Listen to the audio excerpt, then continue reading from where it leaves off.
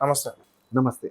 So రీసెంట్‌గా మాజీ badminton Saina Nehwal ఒక కామెంట్ చేశారు. అంటే ఇండియాలో క్రికెట్‌కున్నంత ప్రాధాన్యత వేరే ఇతర ఏ స్పోర్ట్‌కి కూడా లేదని చెప్పేసి ఆమె చెప్పింది. సో అంటే దీన్ని అసలు ఎలా చూడాలి? అంటే రీసెంట్‌గా మనం ఒలింపిక్స్‌లో చూసుకుంటే ఎవరైతే వినేష్ పోగాట్ ఉందో ఆమె ఒక 100 గ్రామ్స్ ఎక్కువ ఉందని చెప్పేసి ఆమెను అక్కడి నుంచి తొలగించారు. ఒలింపిక్ గేమ్స్‌లో నుంచి. సో దాని గురించి. సో, సైనా నెహ్వాల్ ఏం కమెంట్ చేసింది అంటే, క్రికెట్‌కి విపరీతమైన ఫెసిలిటీస్ ఉన్నాయి. అలాంటి ఫెసిలిటీస్ మిగిలిన క్రీడల్లో కూడా ఉంటే, మనము డెఫినెట్‌లీ ఏంటంటే, అమెరికా లాంటివి గానీ, ఆఫ్రికా కంట్రీస్, చైనా ఇట్లాంటి కంట్రీస్ ఈ అథ్లెటిక్స్, ఈ ఒలింపిక్స్‌లో వాళ్ళకి ఎక్కువ స్వర్ణాలు గానీ, లేదంటే వాళ్ళకి ఎక్కువ విన్నింగ్ కెపాసిటీ ఉంటుందన్నమాట. సో, అలాంటిది మనం కూడా పికప్ చేయాలంటే ఇది అదే క్రికెట్ విషయానికి వస్తే రివర్స్. క్రికెట్‌లో ఎప్పుడైనా కూడా ఇండియా ఈజ్ హాట్ ఫేవరెట్. అది ఏ ఏ స్కెడ్యూల్ అయినా వీళ్ళెళ్లారు అనంటే ఇండియానే హాట్ ఫేవరెట్‌గా ఉండే అవకాశం ఉంది. అంటే మీరు లాస్ట్ అంటే 20 ఇయర్స్ చరిత్రలో ఎనీ వరల్డ్ కప్‌లో కూడా ఇండియానే హాట్ ఫేవరెట్‌గా ఉండింది. సో, క్రికెట్‌కి ఉన్నంత క్రేజ్ గానీ, క్రికెట్‌కి ఉన్నంత ఫెసిలిటీస్ గానీ మిగిలిన వాటిలో లేదు. అక్కడ ఏంటంటే ఫెసిలిటీస్ ఉండి, ఆ ఎంకరేజ్‌మెంట్ ఉంటే ఖచ్చితంగా మిగిలిన క్రీడల్లో కూడా మనం అవార్డులు తీసుకురాగలిగే కెపాసిటీ మన క్రీడాకారులకు ఉంది అనేది సైనా నెహ్వాల్ చెప్పిన మాటల విశ్లేషణ.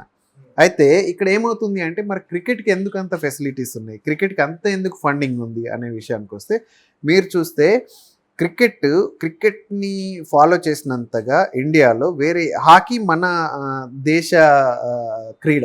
అవును. కానీ హాకీ కంటే ఎక్కువగా మన క్రికెట్ ఫాలోయింగ్ ఉంటుంది. అండ్ గల్లీలో ప్రతి ఒక్క పిల్లోడిని వాడికి ఏదైనా ఈ క్రీడల మీద ఆసక్తి ఉంది అనంటే ఫస్ట్ వాడు చెప్పే వర్డ్ క్రికెట్. మన హాకీ మీదనో లేదంటే మన కబడ్డీ మీదనో అట్లీస్ట్ ఈ బ్యాడ్మింటన్ వీటి మీద ఉండదు. వాళ్ళకి ఎంతసేపటికి ఏంటంటే క్రికెట్ మీదనే ఉంటుంది. ఈ క్రేజ్ కారణంగా, సోషల్ క్రేజ్ కారణంగా ఏమవుతుంది అని అంటే క్రికెట్‌కి ఇప్పుడు మీరు ఒక క్రికెట్ ఈవెంట్ జరుగుతుంది అని అంటే అది టెలికాస్ట్ అవుతుంది అంటే హ్యూజ్ టీఆర్పీ రేటింగ్ వస్తుంది. ఇప్పుడు ఒలింపిక్స్ జరుగుతూ ఉంది. కానీ ఏంటి అంటే ఈ ఒలింపిక్స్ మీద ఉండే టీఆర్పీ కంటే ఇండియాలో నిన్నటిదాకా మనకు శ్రీలంకలో క్రికెట్ షెడ్యూల్ అయింది. ఎనీవే మనం అది లాస్ అయ్యాము వన్ డే. కానీ అక్కడ టీఆర్పీ రేటింగ్ ఎక్కువ ఉంటుంది మీరు చెక్ చేస్తే. అందువల్ల ఏమవుతుంది అని అంటే క్రికెట్‌కి ఈ టీవీ ఛానల్స్ నుంచి కానీ, యాడ్స్ నుంచి కానీ మనం ఐపీఎల్ చూస్తే కోట్లు కోట్లు డబ్బులు వస్తుంది.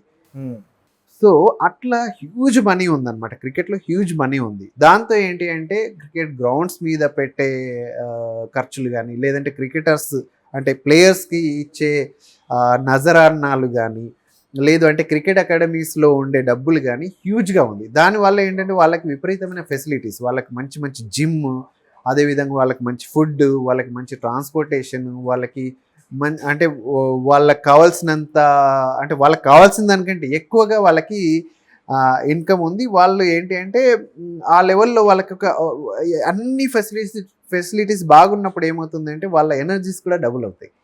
వాళ్ళు సైకలాజికల్‌గా కూడా స్ట్రాంగ్‌గా ఉండగలుగుతారు. సో అక్కడ ఏమవుతుందంటే క్రికెట్‌కి విపరీతమైన ఫెసిలిటీస్ ఉండి చాలా అంటే వాళ్ళలో రిజల్ట్స్ కూడా చాలా వస్తున్నాయి. అదే మీకు ఇప్పుడు ఇక్కడ చూస్తే వేరే క్రీడల్లో చూస్తే ఏంటి అని అంటే వాళ్ళకు మినిమమ్ ఇవి కూడా ఉండదు. అంటే వాళ్ళు ప్రాక్టీస్ చేసుకోవడానికి గ్రౌండ్ వ్యవస్థలు సరిగా ఉండదు. వాళ్ళకి డైట్ వ్యవస్థ సరిగా ఉండదు. ట్రైనర్స్ సరిగా ఉండవు. ట్రాన్స్పోర్టేషన్ ఉండదు. వాళ్ళకి అట్లీస్ట్ ఒక రికగ్నైజేషన్ సరిగా ఉండదు. సో వాళ్ళకి ఎంకరేజ్మెంట్ ఉండదు. వాళ్ళు వెళ్ళి గెలిస్తే మన చాలా విషయాలు ఈవెన్ క్రికెట్లో కూడా ఏంటి అని అంటే విమెన్ క్రికెట్‌కి అంత క్రేజ్ లేదు మళ్ళీ.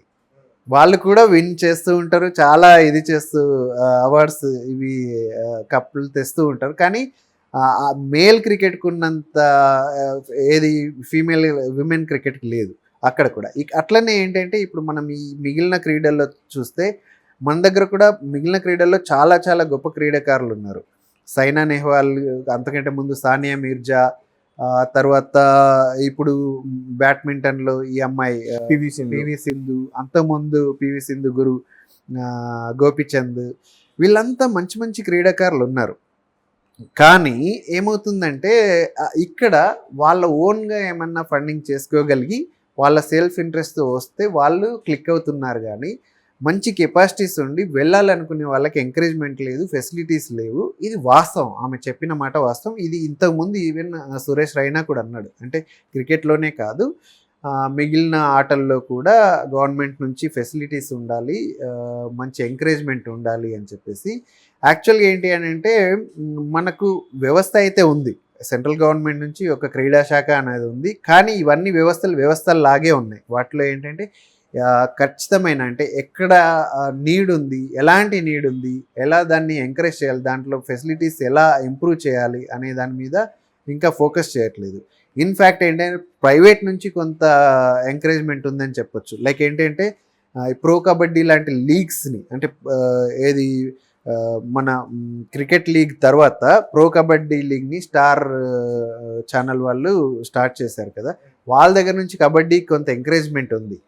అట్లనే మిగిలిన వాటిలో ఏంటంటే గవర్నమెంట్ కొంత ఎంకరేజ్మెంట్ చేయగలిగితే, అక్కడ ఫండింగ్ వస్తే అక్కడ కూడా ఆణిముత్యాలని తయారు చేయగలిగి అక్కడి నుంచి కూడా ఒలింపిక్స్ లాంటి ఏది ఈ ఈవెంట్స్లో మంచి మంచి పథకాలు, అంటే మిగిలిన అంటే China, Japan, US, Africa countries వీటితోటి పోటీ పడి మనం కూడా క్రికెట్ లాంటి అంటే పేరుని తీసుకొచ్చే కెపాసిటీ మన ఇండియన్ క్రీడాకారులకు ఉంది అనేది సైనా నెహ్వాల్ చెప్పిన మాటల్లో ఆమె చెప్పాలనుకున్నది. సో ఇది వాస్తవం. దీని వైపు మన గవర్నమెంట్స్ అంటే స్టేట్ గవర్నమెంట్స్ కానీ సెంట్రల్ గవర్నమెంట్ కానీ ఇంతకుముందు ఆల్రెడీ క్రీడా వ్యవస్థలో అంటే అవార్డ్స్ తీసుకొని వచ్చి గవర్నమెంట్ ఫెసిలిటీస్ తీసుకున్న అంటే లెజెండరీ క్రీడాకారులు కూడా దీనిపైన కొంత ఫోకస్ చేసి ఎంకరేజ్మెంట్ చేసి పాలసీస్ చేస్తే ఏదైనా మంచి రిజల్ట్స్ వచ్చే అవకాశం అయితే ఉంది.